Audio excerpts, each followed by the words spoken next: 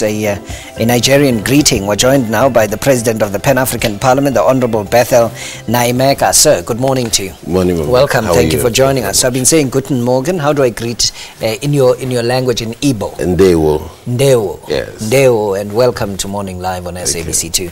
Thank you for joining us. So your role as President of the Pan-African Parliament, how would you characterize it? What exactly do you do?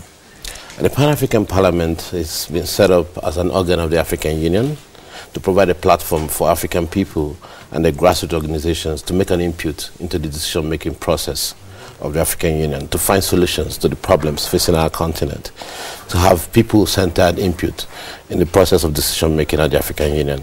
And for the first 5 years, the Pan-African Parliament was supposed to have only consultative and advisory powers. And after 5 years, the protocol establishing it will be reviewed to endow additional functions and powers to that Parliament. So that review process has been on since 2009.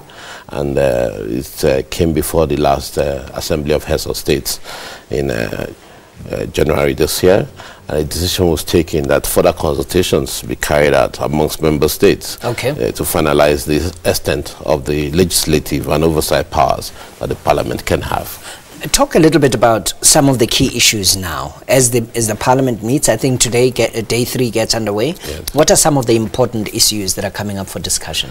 Well, today we would have the chairperson of the African Peer Review Mechanism, His Excellency former President Amos Sawyer, who would be presenting the state of the assessments that has been done in member states, the work that's been done by the IPRM over the years. Today, almost about 32 member states have signed on to the peer review mechanism. And for us, the key issue here is the issue of governance.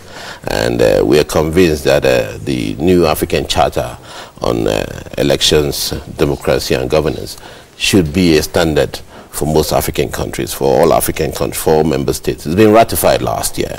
By January last year, it came into force by 15 ratifications. So we're pushing now the Parliament that member states do not just ratify, but also domesticate and begin to implement in member states this charter, which provides that member states must provide a level playing field for all political actors, the right to form political associations, and constitutions should be such that they will have term limits, providing a level playing field for all those who are participating in the process, respect for human rights. Yeah, in that context. And allow for free and fair elections. Particularly that area. You are happy as the Pan-African Parliament with the election in Kenya that has been concluded, contested, however settled as well?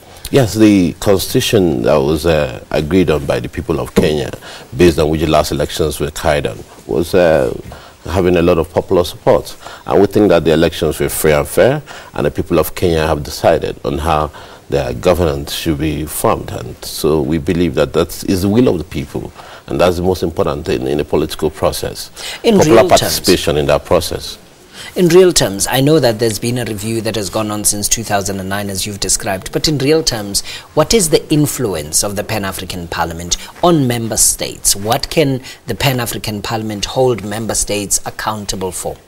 Well, we have continued to advance the cause of governance and parliamentary democracy on the continent. Sure, advance it, but how do you hold them accountable?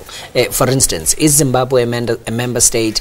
Can you hold Zimbabwe accountable for compliance with charters of the Pan-African Parliament? How? Yes, by resolutions of the Parliament that we pass. These resolutions are taken to the Assembly and are discussed at the Assembly. We have a process where we pass resolutions on issues that we debate on the floor of the Parliament, and then these resolutions are passed on to the heads of states and government to influence the decision-making process. As far as we're concerned, our main role is to be able to take the input of the people of Africa on issues concerning Africa, especially issues of governance and human rights. You know, the current problem that you have in countries like Guinea-Bissau, in Mali, Central African Republic. Yes, we are convinced because there is need to ensure that we put an end to unconstitutional changes of government. And whenever that situation occurs anywhere on the continent, we have suspended those member states, like Central Africa currently is suspended from the Pan-African Parliament. Is the Pan-African Parliament on Twitter? I'm just thinking now, somebody listening to our conversation and wanting to say, I want to follow some of the deliberations. Can they follow the discussions in the Pan-African Parliament? Yes, they can. How can they follow them? We have a system in the communications department on Twitter, and we also have a website of the Pan-African Parliament. So people can follow them. We'll get the Twitter handle for you, and we'll get you, if there's a Facebook page as well, so that you can follow deliberations at the Pan-African Parliament.